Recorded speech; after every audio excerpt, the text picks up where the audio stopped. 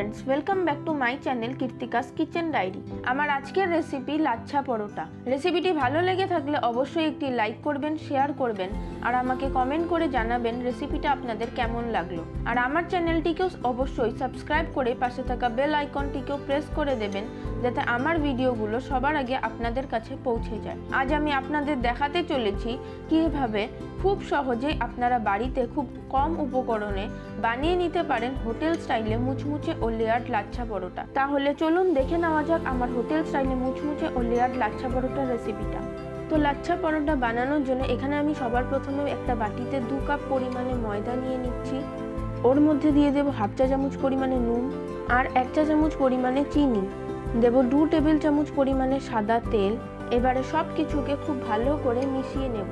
সব কিছুকে ভালো করে মিশিয়ে নেওয়ার পর এবারে এটাকে কিছুক্ষণ খুব ভালো করে ময়াম দিয়ে নেব। দেখুন এখানে আমার ময়দাটাকে মুঠো করলে চাপ দিয়ে ভাঙতে হচ্ছে, তার মানে এখানে আমার ময়দাটাকে খুব ভালো করে ময়াম দেওয়া হয়ে গিয়েছে। এবারে অল্প অল্প জল দিয়ে এটাকে আমি মেখে নেব। পুরোটা জল কিন্তু আমি একবারে দেব না, অল্প অল্প জল দিয়ে এটাকে আমি মেখে নেব। নর্মাল রুটি পরোটার জন্য আমরা যেরকম ডো তৈরি করি এখানেও ঠিক সেরকমই একটা ডো তৈরি করে নিতে হবে। দেখুন এখানে আমার ডোটা মাখা হয়ে গিয়েছে। এবারে এই ডোটাকে আমি 1 থেকে 1.5 মিনিটের মতো একটু ভালো করে মথে নেব। তারপর এটাকে ঢাকা দিয়ে 10 মিনিটের জন্য রেস্টে রেখে দেব। ততক্ষণে আমরা একটা মিক্সচার বানিয়ে নেব। তো তার জন্য এখানে দিয়ে দেব 2 টেবিল চামচ পরিমাণে কর্নফ্লাওয়ার, তার সাথে দিয়ে দেব 4 টেবিল চামচ পরিমাণে সাদা তেল। এবারে এটাকে আমি খুব ভালো করে মিশিয়ে নেব যাতে কর্নফ্লাওয়ারে কোনো লাম্পস না থাকে। মিশিয়ে নেওয়ার পর এবারে এখানে আমাদের ডোটা 10 মিনিটের জন্য রেস্টে রাখা হয়ে গিয়েছে। এবারে এই ডোটাকে আমি আরও 1 থেকে 1.5 মিনিটের মতো একটু মেখে নেব। মেখে নেওয়ার পর এবারে পরোটাগুলোকে আমরা বেলে নেব।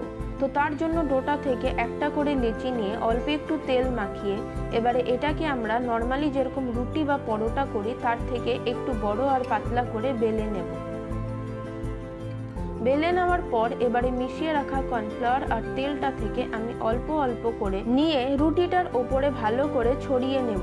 তারপরে এই রুটিটাকে আমি একটা ছুরির সাহায্যে একটু চিকন চিকন করে কেটে নেব। যত চিকন করে কাটা যাবে পরোটাটাতে কিন্তু তত লেয়ার হবে, আর লেয়ার বেশি হলে কিন্তু পরোটাটা দেখতে আর খেতেও বেশি ভালো লাগবে। তাই যতটা সম্ভব এই রুটিটাকে চিকন করে কেটে নেওয়ার চেষ্টা করবে। তারপর রুটিটাকে কাটা হয়ে গেলে এবারে এটাকে আমাদের রোল করে আবারও এক জায়গায় জড়ো করে নিতে হবে। তারপর এটাকে টেনে একটু লম্বা করে নিতে হবে। লম্বা করে নেওয়ার পর এবারে এক পাশ থেকে ধরে এটাকে আমাদের রোল করে নিতে হবে।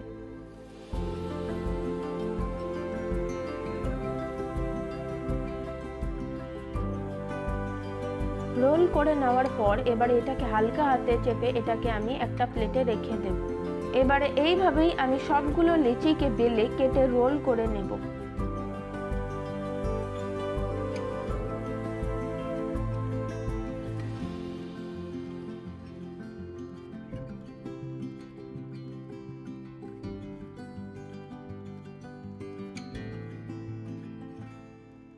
দেখুন এখানে আমার সবগুলো লিচিকেই কেটে রোল করা হয়ে গিয়েছে।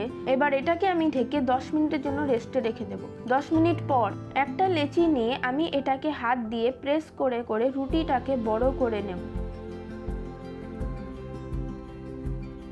এইভাবেই আমি বাকি লেচিগুলোকেও প্রেস করে করে বড় করে নেব। এবারে পরোটাগুলোকে আমরা ভেজে নেব। তো তার জন্য এখানে আমি একটা তাওয়াকে মিডিয়াম হিটে গরম করে ওর মধ্যে পরোটাটাকে দিয়ে দেব। প্রথমে ঘি বা তেল এখানে দেব না, আগে আমি পরোটাটাকে কয়েক সেকেন্ডের জন্য দুপাশ থেকেই ভালোভাবে সেঁকে নেব। 2 সেকেন্ডের জন্য ভালো করে সেঁকে নেওয়ার পর এবারে এর মধ্যে আমি 1 চামচ করে মেল্টেড ঘি দিয়ে দেব। আপনারা চাইলে সাদা তেল দিয়েও পরোটাটাকে ভেজে নিতে পারেন। এবারে গ্যাসের ফ্লেমটাকে হাইতে রেখে পরোটাটাকে ভালো মতো দুপাশ থেকেই মুচমুচে করে উল্টে পাল্টে ভেজে নেব। ভালো করে উল্টে পাল্টে ভেজে নেওয়ার পর পরোটার মধ্যে একটা সুন্দর রং চলে আসলে এবারে পরোটাটাকে আমি তুলে নেব।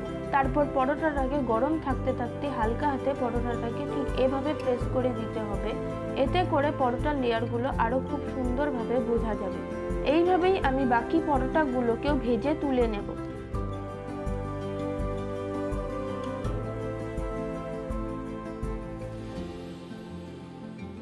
তাহলে দেখতেই পেলেন কত সহজে একদম পারফেক্ট লাচ্ছা পরোটা তৈরি হয়ে গেল।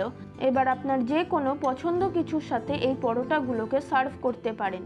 আমি আপনাদের পরোটার লেয়ারগুলোও দেখিয়ে দিচ্ছি। দেখতেই পারছেন কত সুন্দরভাবে পরোটার লেয়ারগুলো বোঝা যাচ্ছে। প্রতিটা লেয়ারই কিন্তু একদম স্পষ্টভাবে বোঝা যাচ্ছে। আশা করছি আমার আজকের এই লাচ্ছা পরোটার রেসিপি আপনাদের কাছে খুবই সহজ এবং ভালো লেগেছে। রেসিপিটি ভালো লেগে থাকলে আপনারা যদি ফেসবুক বা ইনস্টাগ্রাম থেকে রেসিপিটা দেখে থাকেন তাহলে পেজটিকে ফলো করে নেওয়ার অনুরোধ রইল, আর ইউটিউব থেকে দেখলে চ্যানেলটি সাবস্ক্রাইব করে নেওয়ার অনুরোধ রইল। পাশে থাকা বেল আইকনটিকেও প্রেস করে নেবেন নতুন রেসিপির আপডেট সবার আগে পাওয়ার জন্য। আর আপনারাও অবশ্যই এইভাবে বাড়িতে একবার লাচ্ছা পরোটা বানিয়ে ট্রাই করে দেখতে পারেন। আশা করছি সকলেরই একদম পারফেক্ট লাচ্ছা পরোটা তৈরি হবে। আজ তাহলে এ পর্যন্ত, আবার ফিরে আসবো নতুন কোনো রেসিপির সাথে। ভালো থাকবেন, সুস্থ থাকবেন, ধন্যবাদ।